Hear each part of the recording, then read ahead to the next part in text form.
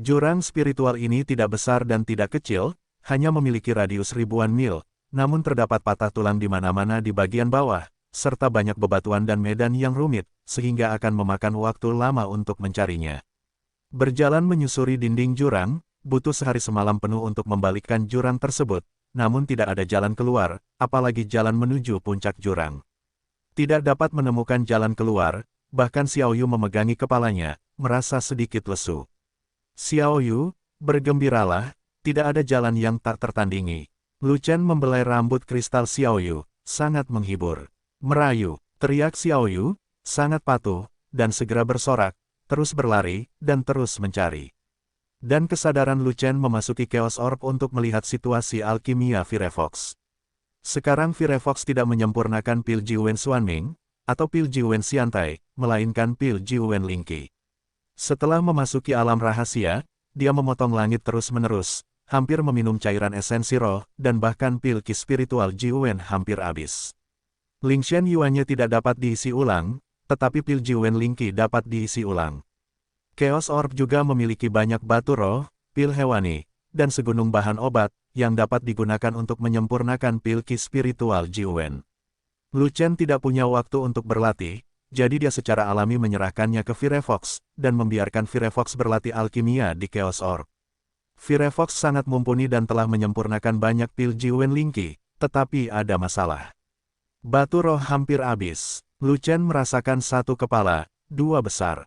Tidak boleh ada batu roh di tempat hantu ini, hanya setelah kita keluar barulah kita bisa menemukan jalan. Bagaimana saya bisa keluar? Dinding jurang itu gundul, tidak ada apa-apa, dan tidak ada cara untuk naik. Lu Chen tiba-tiba melihat ke tengah jurang, berpikir bahwa dia telah mencari di sepanjang dinding jurang, tetapi dia tidak dapat menemukan apapun. Kenapa tidak masuk jauh ke dalam jurang? Mungkin akan ada keajaiban.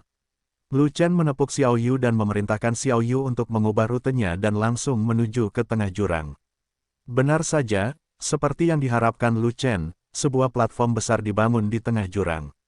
Platform ini memiliki radius 100 kaki dan ketebalan 1 kaki, semuanya terbuat dari besi peri. Dan di sekitar peron, masih ada 7 pilar raksasa. 7 pilar raksasa itu sama persis dengan yang ada di bawah Danau Wuming. Semuanya adalah pilar organ, juga terbuat dari besi peri.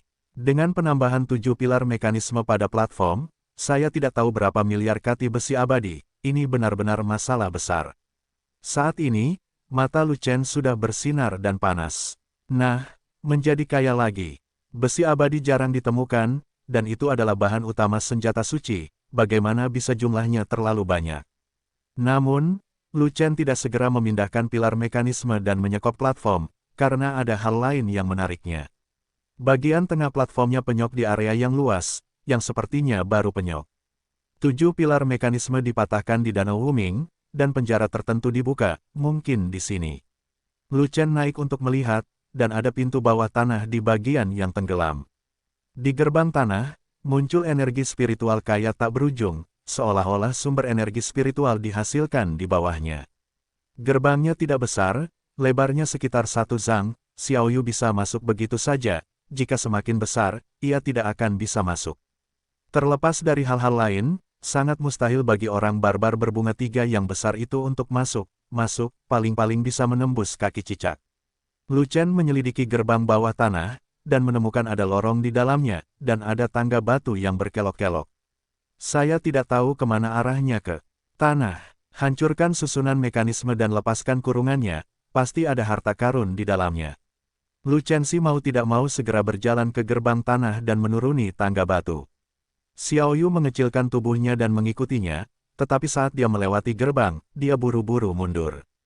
Karena Lu Chen kembali lagi. Xiao Yu menoleh ke samping, menatap Lu Chen dengan bingung. Tidak apa-apa di bawah sana, ada yang harus kulakukan saat aku kembali.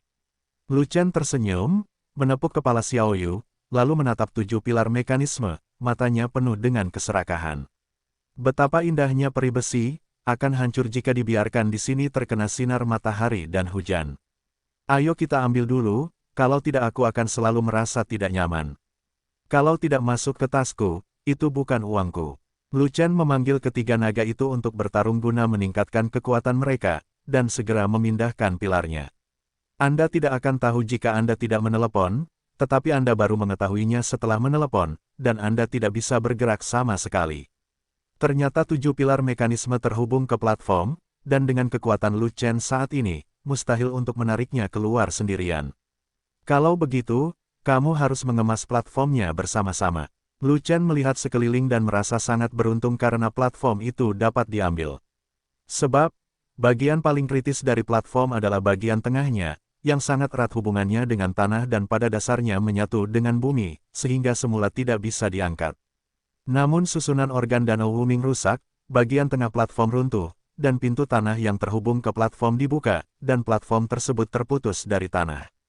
Selama kekuatannya cukup kuat, seluruh platform bisa dihancurkan, pindah. Bagi Lu Chen, setelah ketiga naga itu bertarung, mereka memiliki kekuatan yang cukup untuk menjauh. Tidak, menjauhlah. Di dalam Chaos Orb, Firefox sedang berkonsentrasi pada alkimia, ketika tiba-tiba bagian atas kepalanya menjadi hitam, dan dia terkejut. Kemudian, sebuah platform besar dengan 7 pilar raksasa terbang di atas kepala, jatuh ke samping, dan menempati sudut ruang Chaos Orb. Lu Chen bahkan mengambil pilar dan platformnya, dan momentum agung sebelumnya benar-benar hilang, hanya menyisakan tanah kosong, yang terlihat sangat sunyi. Oke, masuki gerbang bumi, cari peluang. Lu Chen sedang dalam suasana hati yang gembira, dan akhirnya santai. Dia memimpin Xiao Yu melewati gerbang dunia bawah satu demi satu, dan berjalan menuruni tangga batu. Semakin jauh Anda turun, semakin kuat auranya. Setelah berjalan sekitar ribuan kaki, akhirnya saya sampai di tanah. Energi spiritual di sini sangat kuat, dan sudah dalam kondisi kabut tipis. Lu Chen memperkirakan aura berkabut ini setidaknya 200.000 kali lebih sekuler, atau bahkan lebih dari itu. Di sini, dia hanya bisa bernapas untuk bertahan hidup, dan dia tidak pernah berani berlatih. Pengganda energi spiritual yang begitu tinggi bukanlah sesuatu yang dapat diadaptasi oleh pejuang biasa. Saya khawatir ini hanya cocok untuk mereka yang berada di atas level Dewa Pemurnian. Dia benar-benar tidak tahan, bahkan jika dia menyesapnya, aura berenergi tinggi akan menyebabkan ketiga pembuluh darah naga tidak dapat dicerna, dan mereka akan mengalami syok. Di bawah tanah, tidak ada jalan, hanya pintu batu yang tertutup. Gerbang batunya biasa saja, hanya saja fasadnya sangat halus, selain itu tidak ada yang lain. Lu Chen mendorong pintu batu itu, tetapi tidak bisa dibuka. Tidak peduli seberapa keras aku mencoba, aku tidak bisa menolaknya. Memanggil ketiga naga dan meningkatkan kekuatan mereka secara ekstrim, mereka masih tidak bisa diusir. Lu Chen menjadi sedikit marah. Setelah melarikan diri, dia bekerja sangat keras untuk menemukan tempat ini, tetapi dia tidak dapat membuka pintu batu. Sungguh tidak masuk akal. Segera, dia tidak terlalu peduli, dan dia menamparkan pintu batu itu dengan telapak tangannya. Ledakan, sebuah telapak tangan menamparkan simen, membuat simen bergema, hampir menembus gendang telinga, tapi simen masih tidak bergerak. Kekuatan telapak tangan tingkat langit tingkat menengah dapat menghancurkan gunung dan menghancurkan gunung. Bahkan besi hitam dengan ketebalan beberapa kaki dapat dihancurkan hingga rata, tetapi tidak dapat mendobrak pintu batu.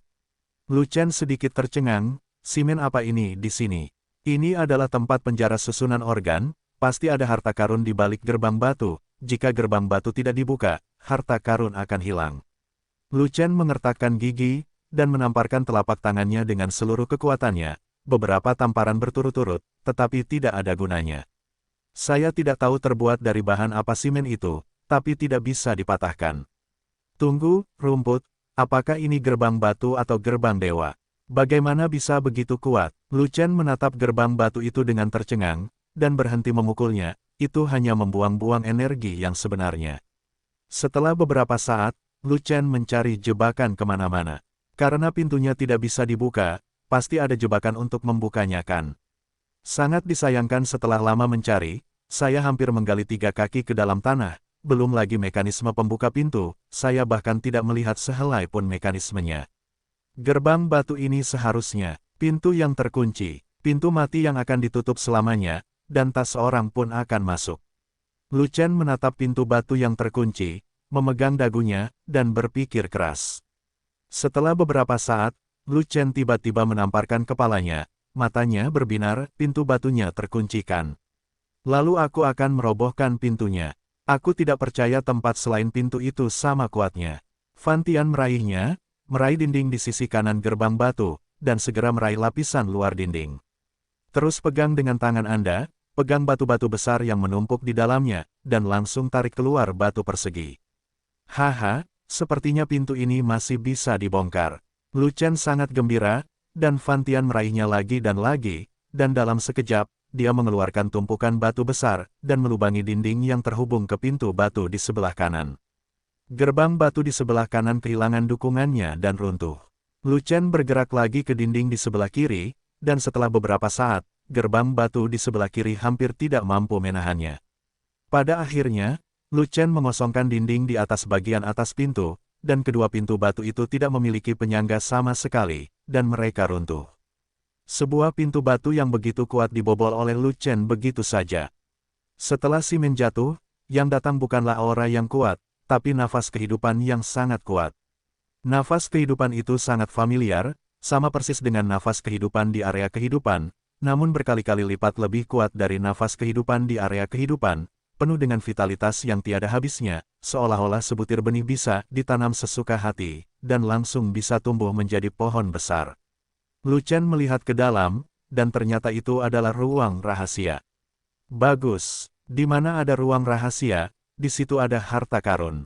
Ketika Lu Chen memasuki ruang rahasia, dia dengan mudah memasukkan kedua pintu batu itu ke dalam Chaos Orb. Tidak mungkin, ini adalah kebiasaan dan prinsipnya.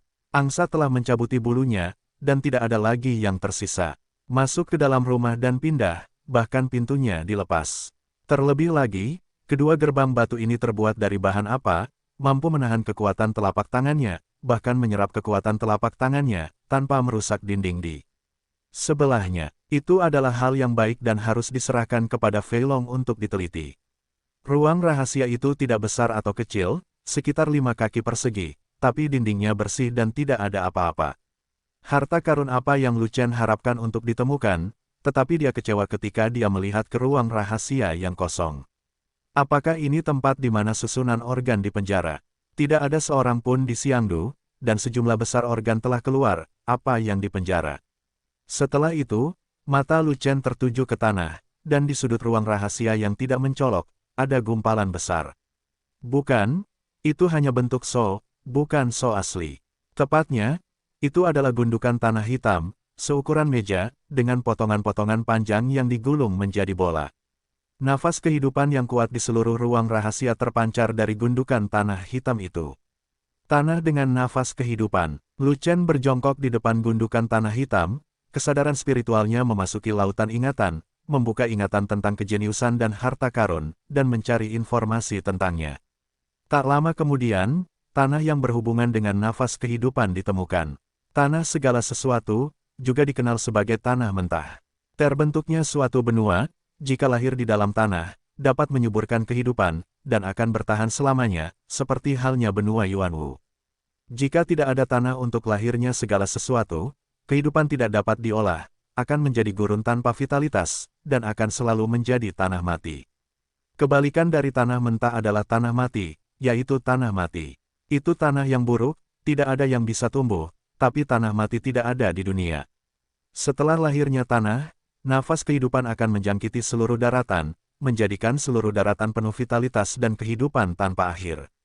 Namun, tanah mentah tidak ada di dalam tanah, melainkan tersembunyi jauh di bawah tanah, di bawah naungan tanah lain, tidak dapat ditemukan. Tapi gundukan tanah mentah di depannya tertinggal di tanah, dalam jangkauan.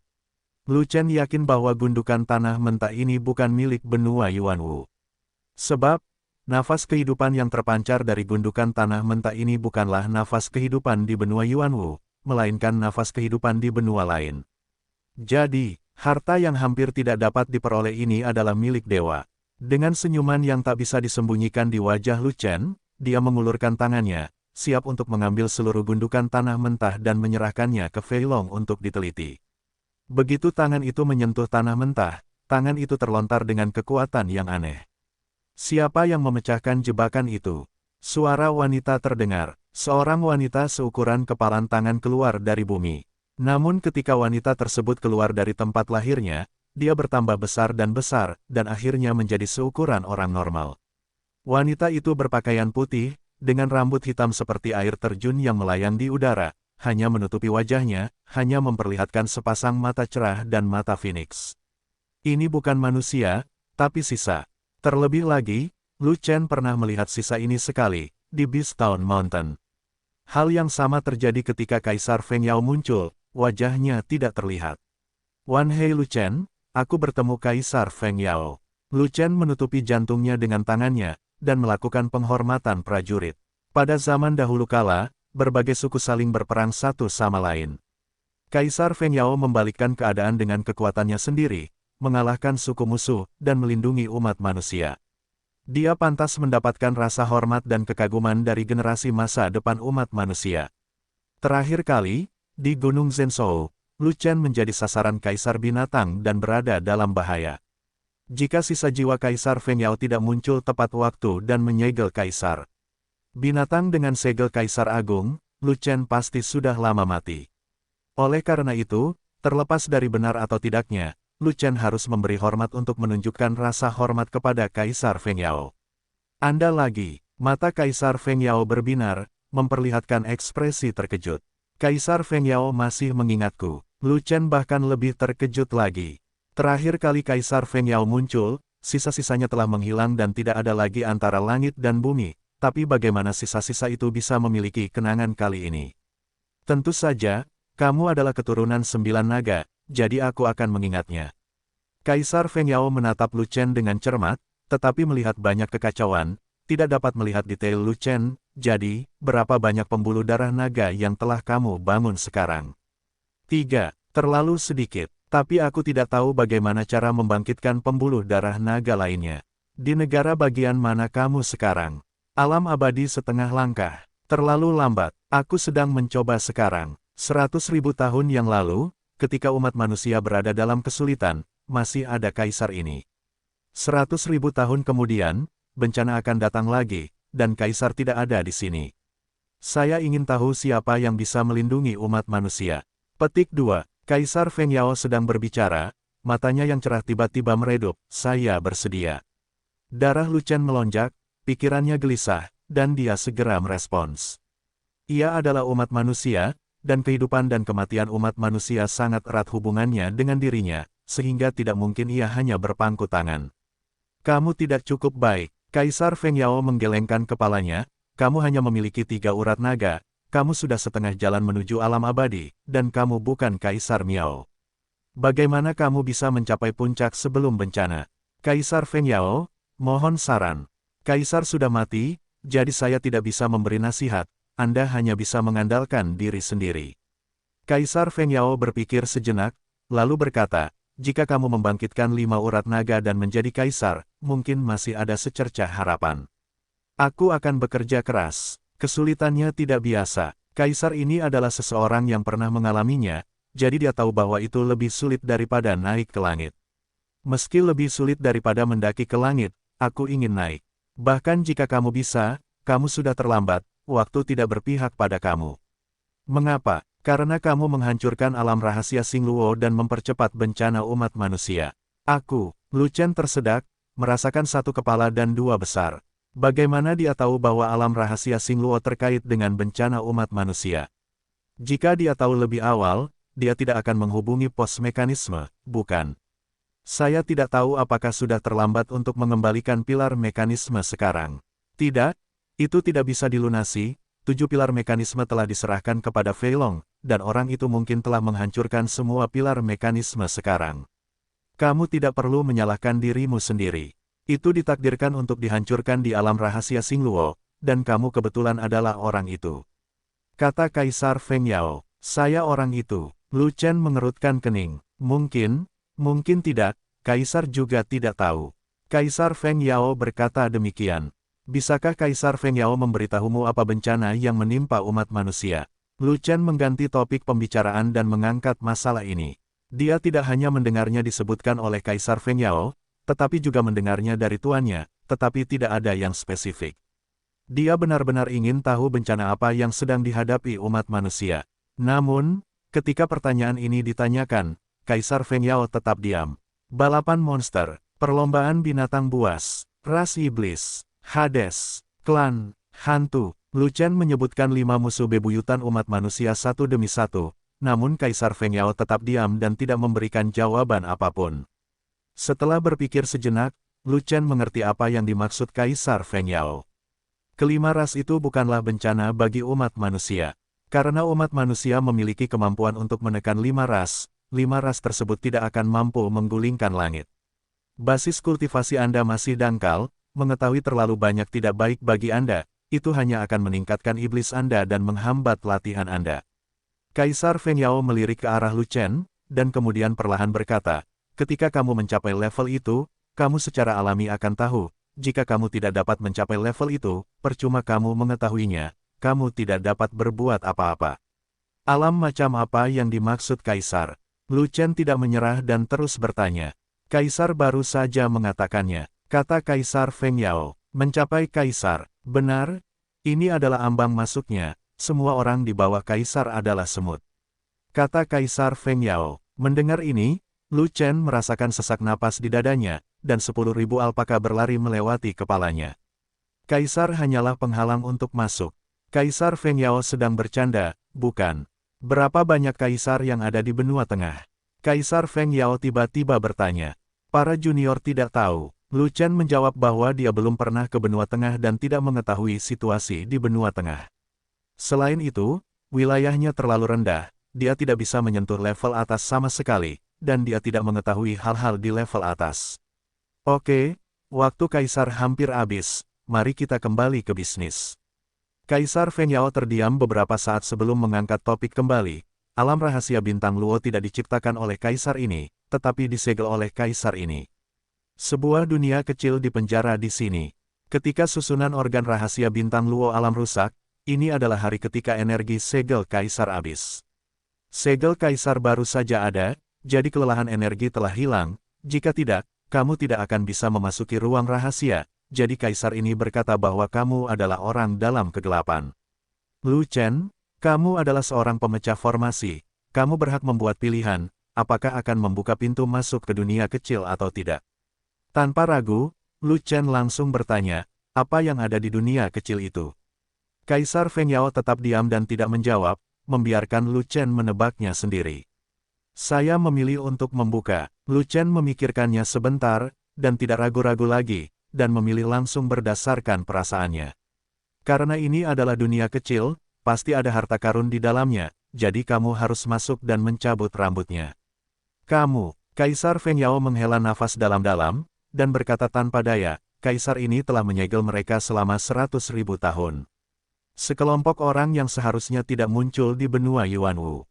Kaisar Feng Yao menggelengkan kepalanya, dan matanya tertuju pada gundukan tanah mentah. Segel Kaisar hanya dapat mengunci ruang rahasia, dan tanah segala sesuatu adalah senjata yang benar-benar memenjarakan mereka. Anda menghilangkan tanah segala sesuatu, dan segelnya akan terlepas. Setelah meninggalkan dunia kecil itu, mereka bisa keluar.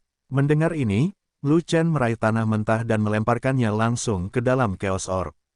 Tanah mentah memasuki manik-manik yang kacau, dan ketika bersentuhan dengan energi kekacauan bawaan, itu benar-benar mulai meluas, mengisi ruang yang kacau. Dalam sekejap mata, area itu selebar 10.000 kaki, dipenuhi dengan tanah segala sesuatu, mengisi seluruh Chaos Orb dengan kehidupan, seolah-olah sepanjang benih ditaburkan, pohon-pohon raksasa yang menjulang tinggi bisa tumbuh.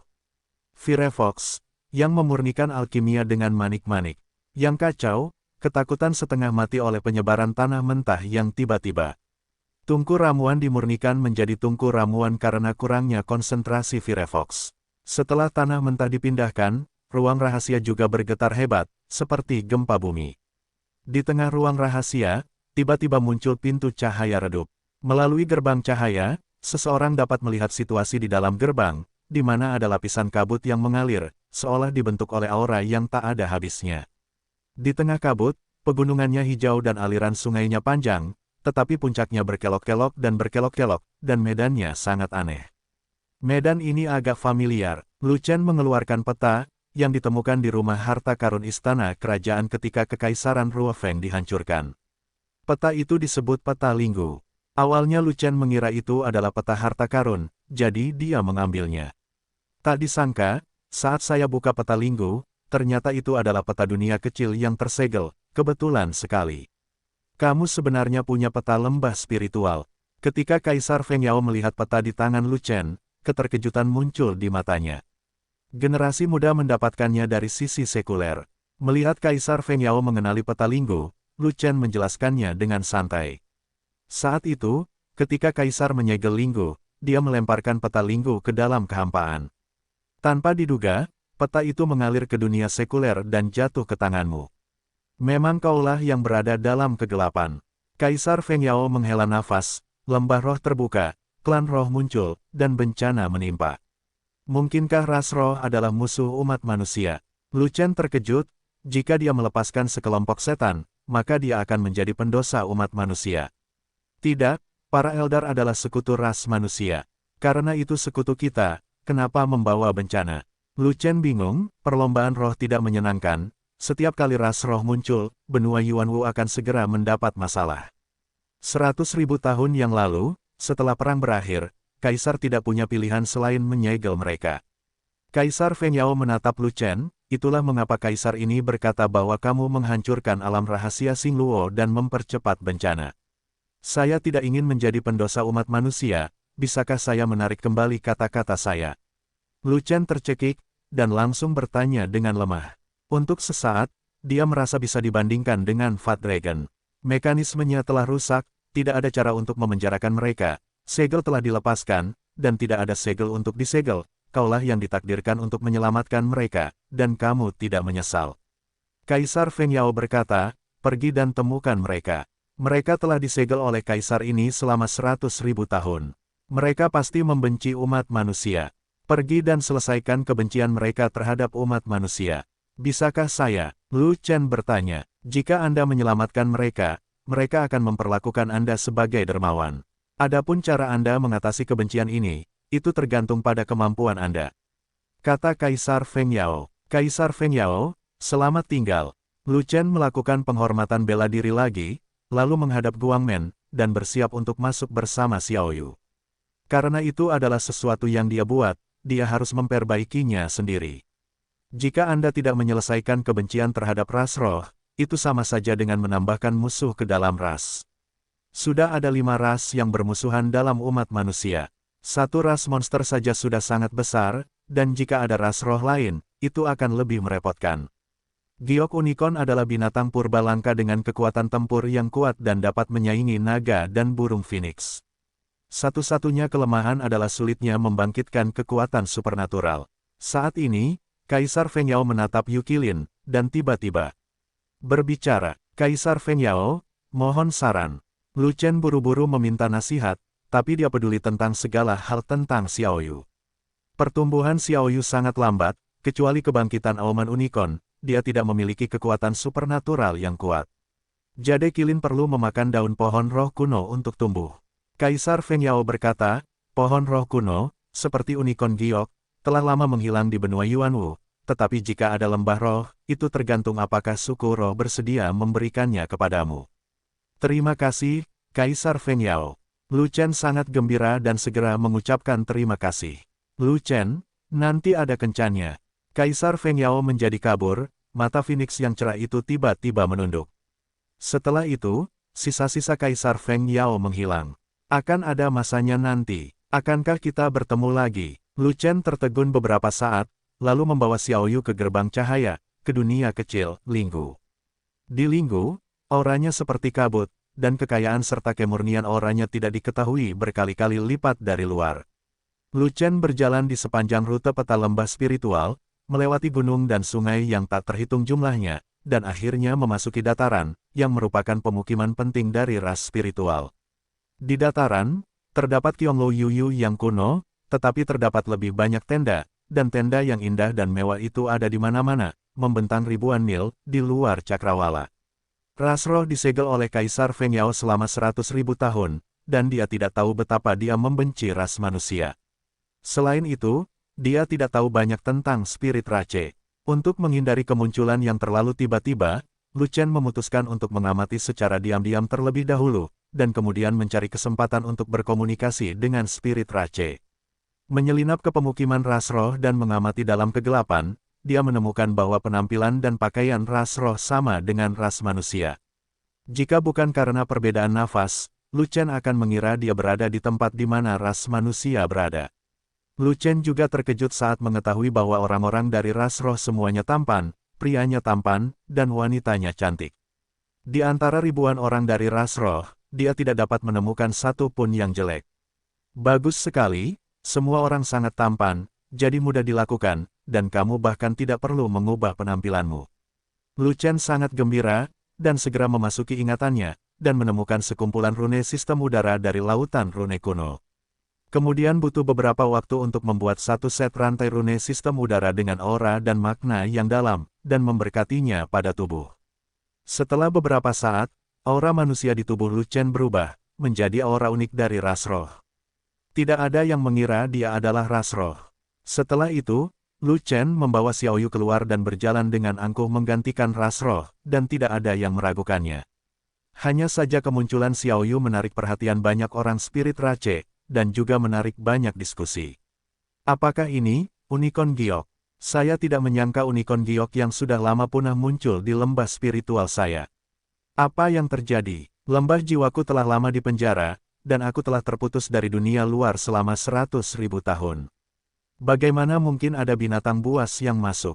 Mungkinkah pemenjaraan Linggu telah dibuka segelnya? Mustahil. Ya, jika segelnya dibuka, Ratu pasti akan mengumumkannya kepada semua orang. Maka kemunculan Unicorn Giok benar-benar merupakan misteri besar. Setelah itu, banyak tatapan tertuju pada Lu Chen, dan beberapa orang dari spirit Rache bertanya. Pemuda ini sangat asing. Saya tidak tahu Anda berasal dari suku mana. Tidak ada binatang suci di Linggu, bagaimana kamu mendapatkan giok unicorn? Saudaraku, kamu terlihat sangat istimewa. Lu Chen tiba-tiba berhenti, berbalik dan berjalan, berlutut di depan seorang gadis kecil yang cantik, dan bertanya sambil tersenyum, "Adik, metode khusus apa yang saya miliki?" Alisnya panjang, indah, dan tampan. Gadis kecil cantik itu menunjuk ke alis Lu Chen dan berkata, "Adik perempuan, kamu benar-benar tahu barangnya." Lu Chen memujinya dengan tulus, dan sangat tersentuh hingga dia hampir menangis. Itu tidak mudah, pastinya tidak mudah. Apakah mudah bagiku untuk dipuji karena tampannya di antara banyak pria cantik? Ya, alisnya sedikit lebih panjang dari biasanya, yang juga merupakan ciri terbesarnya. Alis pedangnya adalah bagian paling tampan dari dirinya. Di masa lalu, setiap kali Waner ada waktu luang, dia suka membantunya merapikan alisnya. Dan Ming Yue lebih jelas, karena dia suka menatap alisnya sepanjang hari, seolah-olah sedang melihat harta karun, dan dia tidak bisa menyelesaikan menontonnya. Namun, saat berikutnya, senyuman Lu Chen membeku. Kucing besar ini lucu sekali, paling tampan. Gadis kecil yang cantik itu menunjuk ke arah Xiaoyu dan berseru dengan penuh semangat. Merayu, Xiaoyu mendengar suara itu, berdiri tegak, mengambil satu langkah ke depan, tubuhnya seperti busur, dalam bentuk yang kuat, lengannya terentang, ditekuk ke atas, menonjolkan otot bisepnya yang megah, memamerkan otot-ototnya. Orang ini, ada di sini lagi. Lu Chen mengusap keningnya sambil tersenyum masam, tidak bisa berkata-kata. Xiaoyu benar-benar. Gigitan yang enak, bolehkah aku menyentuhnya? Tanya gadis kecil yang cantik itu. Selama tidak keberatan, silakan melakukan masturbasi. Lu Chen menjawab dengan marah, bukankah dewa ini sangat tampan? Bagaimana dia bisa menjadi binatang paling tampan? Dewa ini bahkan tidak bisa dibandingkan dengan binatang, itu sungguh tidak masuk akal. Gadis kecil itu melangkah maju untuk menyentuh Xiaoyu. Xiaoyu tidak menolak, tetapi terus mempertahankan bentuk binaraganya, dan tidak marah. Saudara ini, halo, suara indah dan menyenangkan terdengar dari belakang. Lu Chen menoleh dan melihat bahwa ternyata adalah seorang pemuda dari ras roh yang berdiri di belakangnya pada suatu saat. 705. Nama, Rahasia Budidaya Tertinggi Penulis, Mo Fenglai. Plus matikan mengatur ulang. Manusia spiritual itu berpakaian indah, berbau harum, dan memiliki banyak aksesoris di tubuhnya. 10 jarinya saja ditutupi dengan segala macam cincin, dan tubuhnya penuh dengan permata, lebih dari perhiasan wanita kaya dan bangsawan itu. Yang lebih mengejutkan Lu Chen adalah kemunculan pria dari spirit Rache. Fitur wajah peso, alis yang indah, hidung kiong, dan mulut ceri, seperti keindahan yang keluar dari lukisan. Itu benar, jika bukan karena simpul maskulin yang menonjol di leher manusia roh, dan akar berbulu samar di antara pipinya, Lu Chen pasti akan berpikir bahwa ini adalah keindahan yang menakjubkan. Tidak, pria spirit Rache ini juga dianggap menakjubkan, setidaknya lebih cantik dari wanita spirit Rache yang hadir. Hanya saja, ketika semua orang spirit Rache yang ada di tempat kejadian melihat pria cantik itu muncul, mereka semua membungkuk dan memberi hormat satu persatu. Saya sudah menunggu untuk bertemu Tuan Lingyan. Turun. Begitu pria cantik itu melambaikan tangannya, semua anggota klan roh pergi, termasuk gadis kecil yang sangat menikmati masturbasi Xiaoyu. Namaku Lingyan. Pria mempesona itu tersenyum pada Lu Chen, senyuman itu seperti bunga yang mekar, sangat menawan. Untuk sesaat, Lu Chen sangat yakin bahwa pria ini adalah pria tercantik di dunia. Namaku Lu Chen. Lu Chen mengangguk sebagai jawaban. Ras roh tidak memiliki nama keluarga ini, kamu adalah ras manusia. Lingyan terkejut sesaat, dan wajah cantik itu langsung berubah menjadi dingin. Pada saat ini, Lu Chen juga menyesal sampai mati. Dia terlalu ceroboh. Dia tidak mengerti gaya dari spirit Rache, jadi dia keluar dengan gegabah. Sekarang dia telah mengungkap rahasianya. Lingyan ini adalah pria yang tampan, tapi dia jelas bukan pria bodoh. Jadi dia tahu akan sulit untuk lolos begitu saja. Jika kamu membawa giok unicorn untuk muncul di Linggu, aku akan mencurigaimu. Lingyan mencibir, tapi dia sedikit bingung, yang aku tidak mengerti adalah, mengapa kamu memiliki aura klan rohku? Aku bilang aku punya dua aura ras dan ras roh, apa kamu percaya? Lu Chen berkata begitu, aku percaya kamu hantu, umat manusia menyegel kita selama 100.000 tahun, dan tidak ada kontak antara kedua ras selama 100.000 tahun, apalagi perkawinan campur. Kamu tidak akan pernah menjadi keturunan dari kombinasi ras manusia dan ras roh. Petik 2. Lingyan mendengus dan berkata, jika kamu tidak percaya padaku, aku tidak bisa menahannya. Jika kamu tidak menyukainya, aku akan mengubahnya kembali menjadi nafas umat manusia. Lu Chen tidak punya pilihan selain mengatakannya. Jangan berubah. Lingyan menggelengkan kepalanya, buru-buru menghentikannya, lalu melambai, ikut aku, kita akan bicara sambil berjalan. Izinkan saya bertanya, apakah Anda tidak membenci umat manusia? Lu Chen bertanya sambil berjalan. Kenapa aku membencimu? Lingyan bertanya balik. Ras roh adalah sekutu ras manusia, tetapi ras manusia telah menyegel ras roh selama 100.000 tahun. Coba pikirkan betapa marahnya ras roh. Sekutu dan anjing laut adalah sesuatu dari zaman kuno. Keluhan dan keluhan antara kedua ras adalah urusan nenek moyang, dan keturunan ras roh kita tidak akan mewarisinya. Lingyan melirik Lu Chen, dan berkata, jadi, kami tidak pernah membenci umat manusia. Bagus sekali, kupikir aku akan datang ke Linggu dan menghadapi seranganmu. Lu Chen menghela nafas lega. Anda dapat yakin bahwa semua orang ras roh tidak memusuhi ras manusia. Berbicara tentang ini, Lingyan tiba-tiba berhenti, dan nada suaranya berubah drastis. Tetapi ada satu orang, dia tidak ramah kepada Anda, dan bahkan punya ide untuk membunuhmu. Wei Hao, Ratu Eldar kita, mengapa seluruh ras roh tidak memiliki permusuhan dengan ras manusia, tapi dia membenci ras manusia? Lembah spiritual telah dibuka segelnya, dan keluarga kerajaan dari ras roh segera mengetahuinya, tetapi Ratu merahasiakannya. Lingyan mengerutkan kening, dan ada sedikit kesedihan di wajahnya. Linggu terbuka, dan Lingzu keluar. Semua anggota keluarga kerajaan sangat bersemangat, tetapi Ratu tidak senang. Selama semua orang senang, apa pedulimu padanya? Lu Chen berkata dengan santai. Sombong, jangan kasar pada Ratu. Mendengar ini, ekspresi Lingyan berubah, dan dia menjadi sedikit kesal. Bisa dilihat betapa setianya dia kepada Ratu ras roh. Jadi, apa permusuhan antara Ratu dan umat manusia? Lu Chen dengan cepat mengganti topik pembicaraan. Itulah keluhan yang ditinggalkan nenek moyang, jadi jangan tanya. Lingyan melihat ke arah Lu Chen, nenek moyang klan roh kita meninggalkan pesan. Dalam kegelapan, seseorang ditakdirkan untuk membuka segelnya. Ketika segel lembah roh dibuka, orang itu akan memasuki lembah roh dan mengambil suku roh keluar.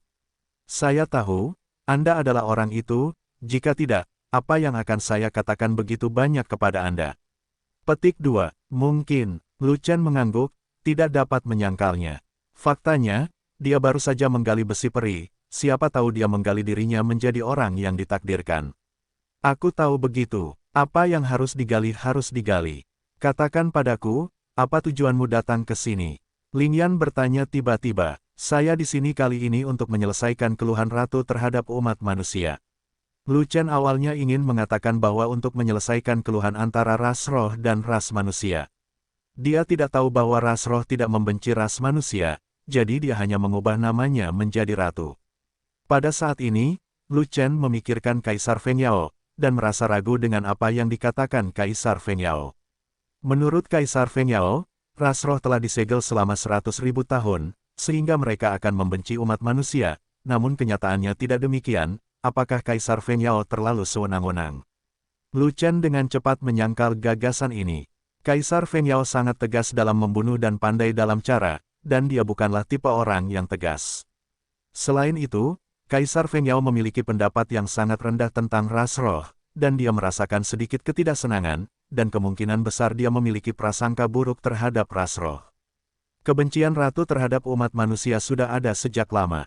Bukan berarti bisa diselesaikan dengan menyelesaikannya. Tugasmu berat. Lingyan menghela nafas, dan berkata, semua orang dari ras roh sangat ingin membuka blokir dan kembali ke alam rahasia Xingluo, tempat di mana ras roh kita dulu berada. Alam rahasia Xingluo adalah duniamu. Itu benar, izinkan saya memberitahu Anda ini. 100.000 tahun yang lalu, nenek moyang ras roh membuat kesalahan besar, yang menyebabkan benua Yuanwu hancur. Kemudian mereka diusir dari alam rahasia bintang Luo oleh manusia, dan disegel di lembah roh. Jadi ras roh kita tidak punya alasan untuk membenci umat manusia, kecuali ratu. Saat itulah Lingyan menceritakan alasannya. Bahwa aku menemui Ratu Eldar, kata Lu Shen. Sekarang jalan menuju istana. Lingyan tersenyum dan berkata, kalau tidak, kenapa aku harus membawamu pergi? Aku tidak punya banyak waktu luang. Ngomong-ngomong, orang lain menyebutmu master, apakah kamu pria hebat dari ras roh? Lu Chen mengetahui bahwa Lingyan adalah pembicara yang baik, jadi dia bertanya langsung. Lingyanku adalah pria paling tampan di ras roh, dan juga sepupu ratu. Lingyan menegakkan tubuhnya dengan bangga, kalimat pertama adalah berpura-pura, dan kalimat terakhir adalah poin kuncinya. Lu Chen awalnya ingin mencibir, tetapi memikirkan alam Lingyan yang menakutkan, dia akhirnya menyetujuinya. Perjalanan pencaksilat tidak ada hubungannya dengan ketampanan, yang terpenting adalah kekuatan. Alam Lingyan sangat tinggi bahkan Lu Chen tidak dapat melihatnya. Dengan kekuatan ini, dia bisa berpura-pura menjadi agresif. Temui ratu, kamu harus berdandan.